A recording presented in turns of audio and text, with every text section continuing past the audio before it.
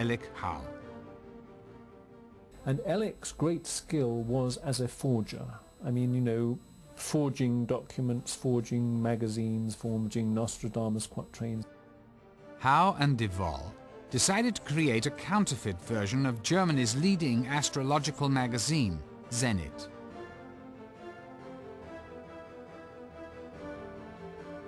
They produced 2 issues in 1943. In these, they would try and make forecasts which would undermine German morale. They would, for example, say, watch out for June the 30th. It's the anniversary of the Night of the Long Knives. Now, the purpose behind this forecast was to somehow plant in the minds of the Germans the fact that the SS might now be disloyal to Hitler. But Howe's masterstroke came with a so-called special edition of Der Zenit, dated April 1943.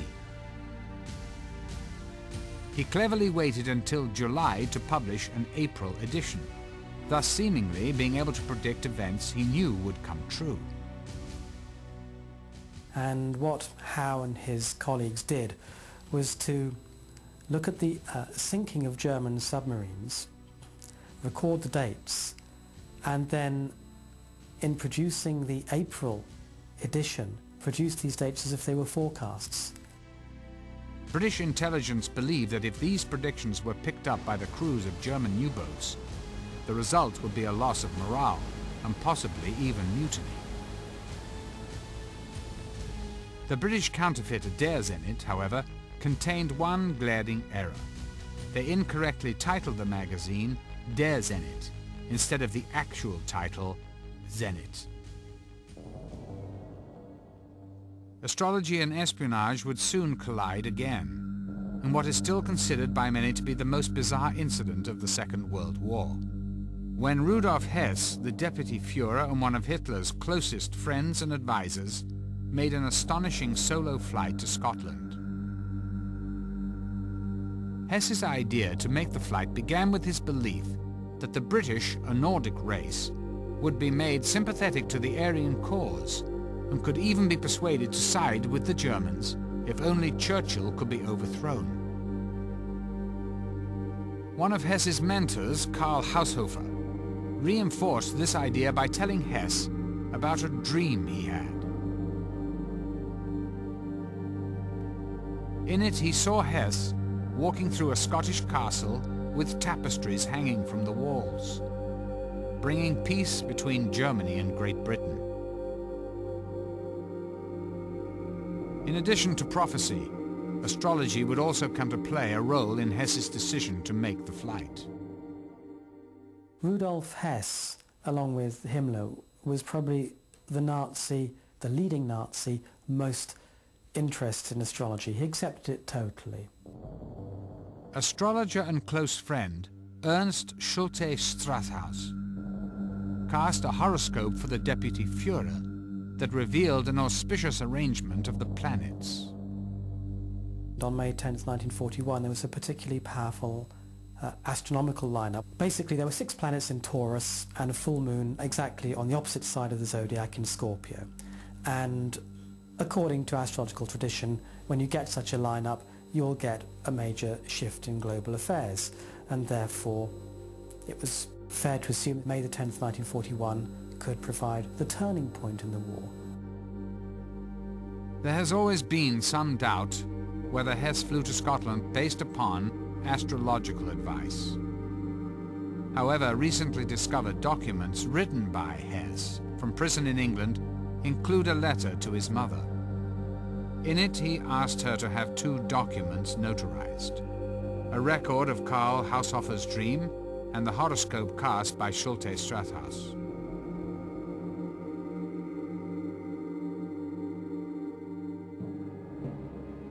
Before Hess made the flight, some believe he conferred with the Führer. 6 days before my father flew, there was a discussion between Hitler and my father, which lasted 4 hours. Nobody knows what they were talking, but one knows that when the 4 hours were over, my father and Hitler came from the room, and Hitler had his arm around the shoulder of my father and said, "Hess, you have been always and are still a very stubborn chap." This is a very friendly goodbye.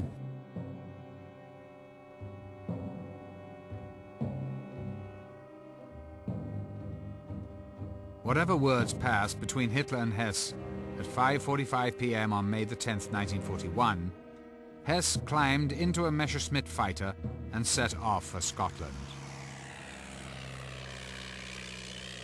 His plan was to meet with the Duke of Hamilton, a man he'd met through Karl Haushofer. Hess hoped to use the Duke to bypass Churchill and attempt to make peace directly with the King of England. Having written the Duke several letters in advance of his mission, Hess was expecting a warm welcome. But the letters that he sent my father were, of course, all intercepted by the Secret Service. Instead of a greeting party, when Hess entered British airspace, he was shot down by the RAF and forced to bail out. He hurt himself getting out of the aircraft, certainly hurt himself on landing. And he wanted to be captured, and he thought that he could be taken straight to see my father just by saying that he wished to see him. Hess was discovered by a Scottish family, shown here on their farm where the plane crashed. Hess claimed to have a very important message for the Duke of Hamilton. But at first they refused to believe that the man who had parachuted into their field was the Deputy Führer of the Third Reich. My father was told that a German pilot had landed and was asking to see the Duke of Hamilton. My father went and saw the prisoner, who introduced himself as Hess. It was quite amusing because my father went to see Churchill and was taken in to see the great man who was about to relax and watch a Marx Brothers film that evening. Churchill was quite incredulous about this. I think his words were, "Do you mean to tell me that the Deputy Führer is in our hands?"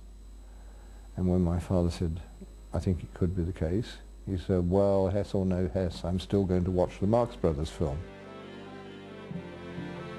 Churchill's strange reaction to Hess's flight remains unexplained. A great deal of information about the events of May 1941 remain classified in British war files. The Führer's reaction remains equally puzzling. Well, Hitler's reaction to Hess's flight was one of his major acting performances. He made a tremendous performance of surprise, shock, horror, and everything else. When it appeared that Hess's mission had failed, of course, then all the propaganda came out that Hess was a lone madman. He did it on his own, and he was a bit, you know, a few cups short of a tea set. Hitler blamed the entire Hess affair on the advice of Hess's astrologers.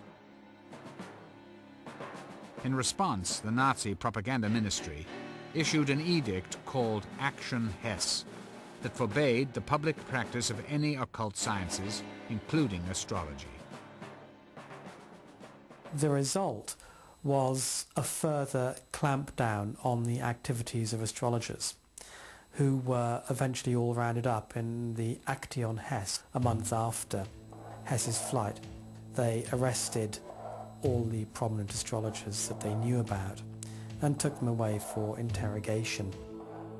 Karl Kraft, the man who provided Goebbels with the powerful reinterpretations of Nostradamus, as well as striking the accurate astrological predictions, would suffer the ultimate punishment, according to a former colleague.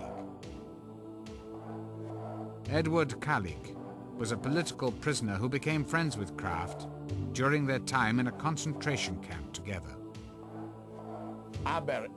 He said, "Edward, you will survive, but they will kill me because I know too many secrets." He went to Buchenwald and he said, "They will kill me there." And he was killed there. Und war dort ermordet.